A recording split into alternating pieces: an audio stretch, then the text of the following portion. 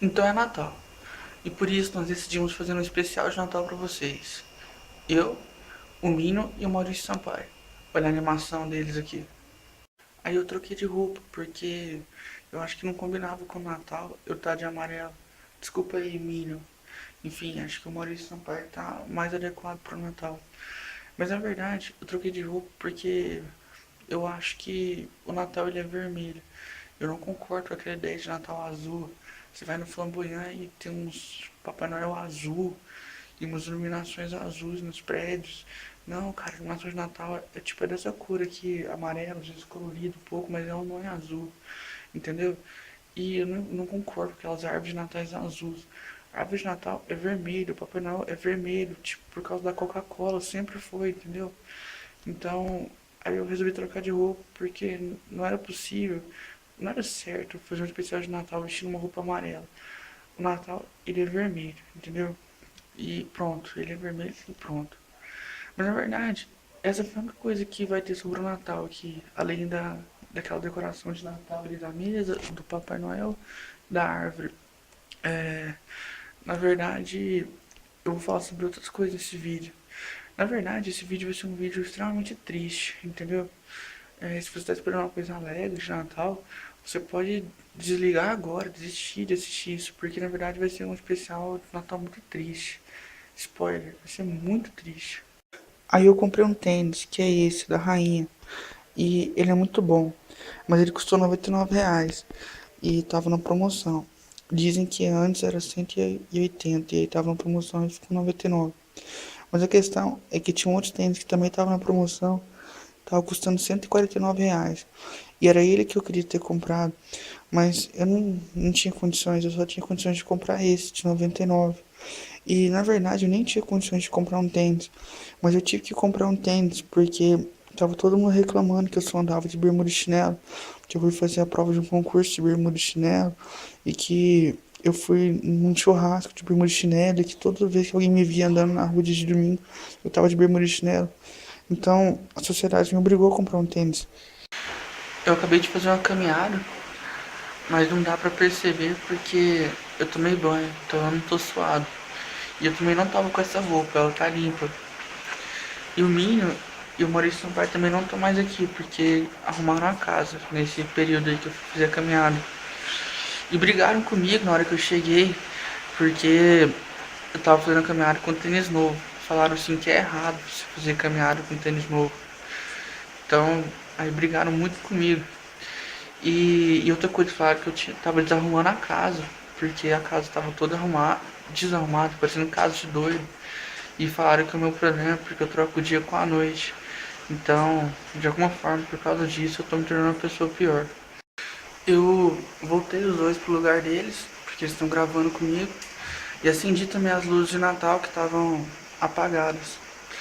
Mas o que eu queria falar é que ano passado, cerca de um ano atrás, mas um pouco antes, porque foi no mês de outubro, eu me apaixonei perdidamente por uma garota, loucamente por ela. E foi uma coisa meio que sobrenatural, porque quando eu conheci ela, foi num show, e tipo, o show durou cerca de uma hora e meia. E eu conheci ela, tipo assim, nos primeiros minutos do show. E na minha cabeça, tipo, durou no máximo 15 minutos, e na dela também. E na verdade durou uma hora e meia, porque foi o show todinho, assim, sabe? E então isso foi realmente uma coisa sobrenatural, tipo uma parada de relatividade do tempo, entendeu? Eu acredito na relatividade do tempo, a partir desse dia eu tenho certeza, na verdade, que existe a relatividade do tempo. Mas também tem, uma vez eu li um livrinho do Wicca, sabe? Aquele negocinho de bruxaria. E não que eu acredite, eu seja adepto disso, mas só pra fazer uma, sei lá, uma metáfora, uma comparação. Falavam que no mundo das devas e das fadas, tipo, o tempo era diferente. Então, quando você conseguia fazer uma, sei lá, conseguia se comunicar com o mundo das devas e das fadas, você ficava lá, tipo, por 2 minutos ou por 2 segundos, se eu não me engano. E quando você voltava pra Terra, você estava morto, porque tinha passado 1000 anos aqui na Terra. Então, eu acho que o que aconteceu ali foi mais ou menos uma experiência parecida com isso, algo realmente sobrenatural. E eu era loucamente apaixonado por essa menina e ela por mim, era uma coisa recíproca. E a gente se sentia muito bem um com o outro, a gente era feliz, mas tinha um problema. E né?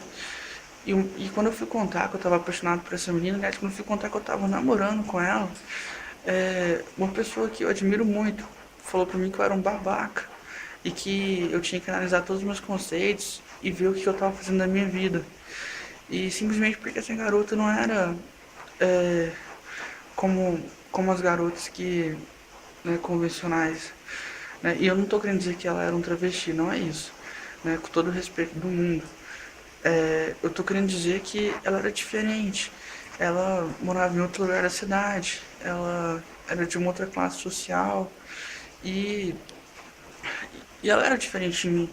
Mas nada disso importava, porque o que me importava é que quando eu estava perto dela, o tempo passava de uma forma diferente. Eu nunca estive tão feliz assim na minha vida com nenhuma outra garota ou em nenhuma outra situação, nem jogando bola, nem jogando videogame, sabe? Do que quando eu tava com ela. Mesmo assim, com todos os problemas que a gente tinha, que depois deu. Tanto você pensar que deu merda nessa história. Mesmo assim, eu era feliz perto dela. E pra mim era só isso que importava. Mas as pessoas ao meu redor não viam dessa forma. As pessoas ao meu redor, elas me julgavam um babaca, um imbecil, e falavam que eu tava regredindo por causa disso. E durante um tempo, eu achei que eu era um babaca. Eu achei que eu era uma pessoa ruim. Na verdade, eu pensei que eu era até agressivo. Eu pensei que eu era burro e que eu era um fracassado. Porque as pessoas me faziam pensar isso. Até que eu vi, né, não sei aonde, acho que foi até no Facebook, uma frase que falava assim, que quando você se sentisse um idiota, você tinha que ver se realmente você era um idiota ou se as pessoas que estavam ao seu redor eram idiotas.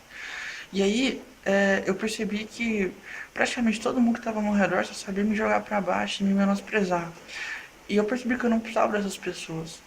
Então, eu comecei a fazer um limpo na minha vida. Eu comecei por um cara que eu conheci no Orkut, na comunidade Eu Abro a Geladeira pra Pensar. E a gente desenvolveu uma amizade virtual. Ele nem era daqui de Goiânia, de outro estado. Só que, tipo, eu começava a namorar com essa ou com outros namorados que eu tive. E ele falava que eu era um babaca. Porque eu me apaixonava fácil, porque não sei o que lá, que eu queria namorar com todo mundo.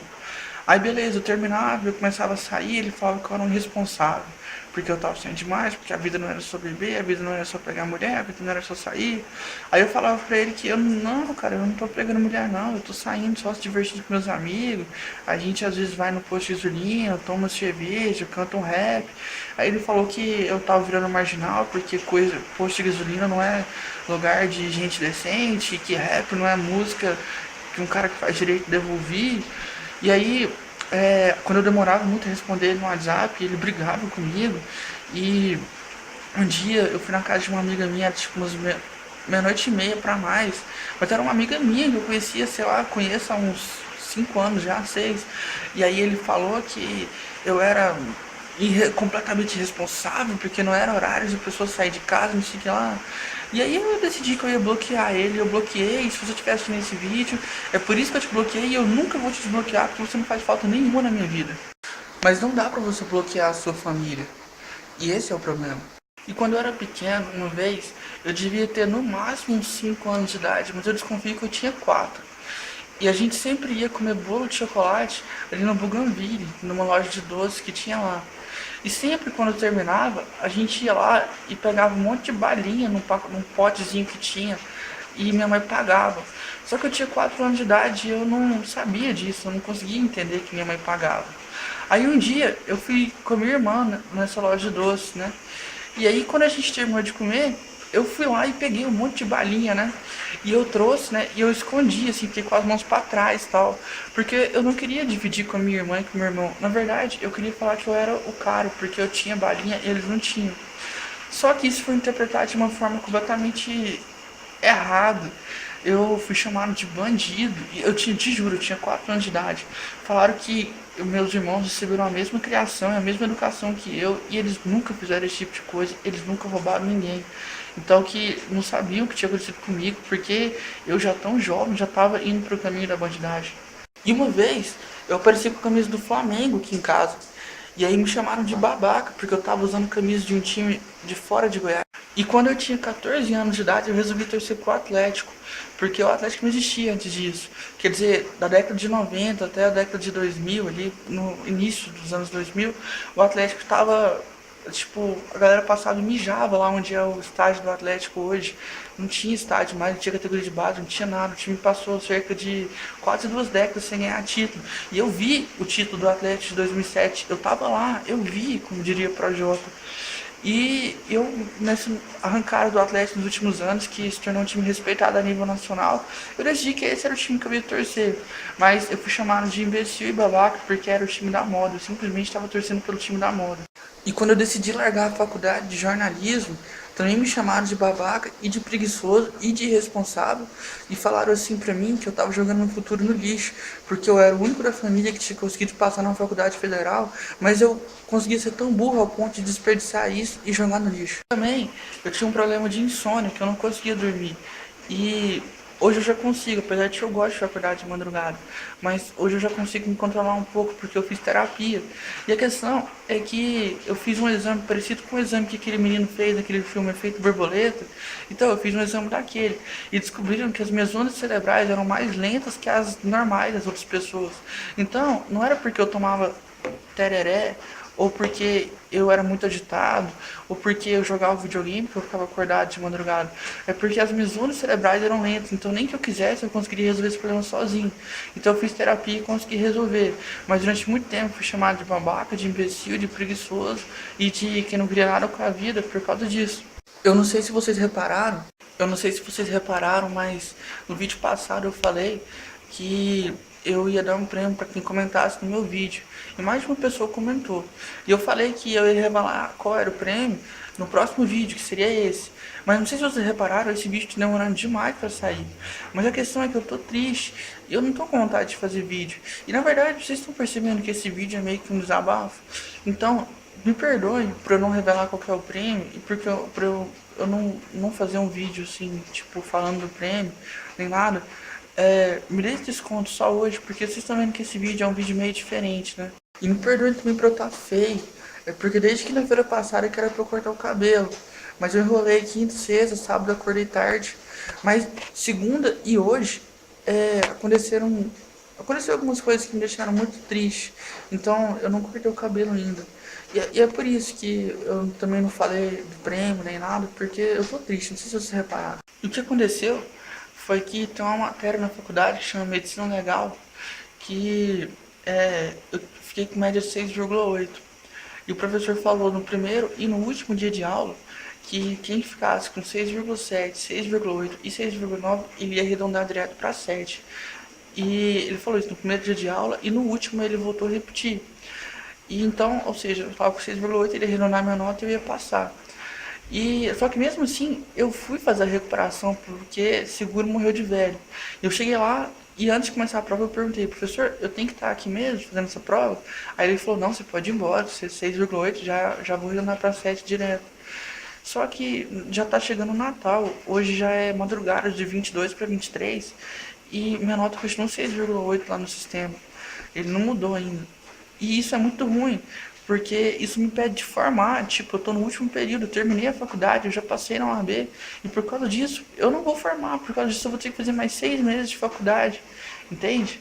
E mesmo que chegue janeiro, fevereiro, quando voltar às aulas eu entro com recurso e eu passo nessa matéria, eu vou perder a formatura que é agora em janeiro. Daí, a minha mãe falou que o professor tá me humilhando e que ela tá se sentindo humilhada por isso. E que eu devia ir lá e conversar com ele, e me humilhar, e por mais que ele me humilhasse mais ainda, eu tinha que fazer isso pelo menos uma vez na vida, porque seria uma humilhação que valeria a pena. Mas na verdade, não foi agora que eu fui humilhado. Na verdade, não foi esse professor que tá me pedindo de formar. Não foi agora que eu perdi. Na verdade, eu assumo que eu perdi. E mas não foi agora. Eu perdi, foi no último dia de aula, quando eu cheguei em casa. Eu comprei acho que uns 35 cervejas, comprei até exagerado. Mas porque eu tava feliz, porque era o meu último dia de aula depois de tanto tempo de faculdade. E eu tava feliz, eu abri uma latinha, comecei a comemorar e eu ofereci para as pessoas que estavam aqui em casa. Mas me disseram que eu não tinha nada que comemorar. porque eu só tava formando porque pagaram uma dívida minha de quase 30 mil reais. E que se não fosse por essas pessoas que me ajudaram, eu não estaria formando direito agora. Na verdade, eu estaria na cadeia. Então, foi naquele momento, na verdade, que eu perdi. Não foi agora, não foi esse professor que me humilhou. Eu perdi também quando disseram pra mim que iam me dar a anuidade da OAB de presente de Natal, mas que não iam mais me dar porque eu tinha ido fazer um concurso de bermuda e chinelo e que eles não iam investir em alguém que faz concurso de bermuda e chinelo. Assim, eu não tinha pedido a anuidade da OAB pra ninguém de Natal, mas já que não iam me dar, então não precisava ter falado aquilo pra mim. Então, eu não perdi, não foi agora, não foi esse professor que me humilhou. Eu acho que eu perdi nesse dia também. Eu acho que eu também perdi no dia que eu passei na UAB, que eu liguei pra uma pessoa que eu admiro muito pra contar pra ela. E ela falou pra mim assim que passar na UAB era fácil. Difícil seria eu passar nas 11 matérias que eu tinha que fazer agora no segundo semestre pra formar e conseguir todas as minhas horas extracurriculares. E a pessoa disse que duvidava que eu conseguiria. E a pessoa tava certa, porque eu não consegui. Então parabéns, cara. Você tava certo, entendeu? Eu realmente não consegui. Eu também perdi no dia que eu tava com 39,7 graus de febre e eu precisava só de carinho, de amor, porque na verdade o próximo remédio que eu podia tomar era só daqui 6 horas. E então não tinha o que fazer, eu só precisava de amor e carinho e eu tava meio delirando. E aí eu pedi pra alguém pra comprar um sanduíche pra mim, porque eu tava com fome, me deu uma vontade de comer sanduíche. E a pessoa ficou 38 minutos mexendo no WhatsApp. E depois de 38 minutos ela levantou e pediu o sanduíche pra mim, com o maior pouco caso. Eu acho que foi nesse dia que eu perdi também.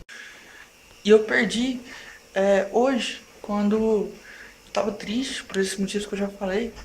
E eu pedi pra você pra deitar ali na cama comigo, fazer carinho e me abraçar. E você passou 2 horas e meia mexendo no WhatsApp aqui. E agora há pouco você foi, deitou ali na cama comigo. Eu acho que eu perdi também, nesse momento. Eu também perdi quando eu tinha 18 anos de idade e a minha namorada na época tinha 17 e eu queria ir com ela no cinema. E aí me disseram que se eu fosse no cinema, o juizado de menores batesse lá, eu ia ser preso por estupro. Eu também perdi no dia que você olhou pra mim, invocou o demônio na minha frente, conversou comigo como se eu fosse o próprio demo e falou que sabia que não era o Ricardo quem estava falando, mas era o demônio. E conversou altos papos comigo e eu fiquei ali pensando, cara, sou eu, mas como é que eu vou explicar isso pra você? Então, quando você olha pra mim, às vezes, e conversa comigo como se fosse um demônio, nesse momento você tá me humilhando. Não é o professor quem tá me humilhando. Eu também perdi no dia que eu fui contar pra você que eu ia ter um filho e você me deu um soco na cara. O dia que eu ganhei foi quando eu fui contar pro Diogão que eu ia ter um filho e ele demonstrou total felicidade. Eu nunca vi um cara tão feliz assim. E na mesma hora ele já se ofereceu pra ser o padrinho e ele me pagou acho que umas 10 cervejas naquele dia. Mas não tão triste assim. Eu garanto que o Minho e o Maurício Sampaio curtiram fazer essa participação no vídeo. Então é isso, galera. Feliz Natal pra vocês e feliz Ano Novo. Como eu tô triste, talvez eu não faça mais vídeos esse ano, talvez eu abandone completamente. Faz muito tempo que eu não posto nada sobre o grande sorteio lá no Facebook. Mas um dia eu voltarei. Relaxa, é nóis.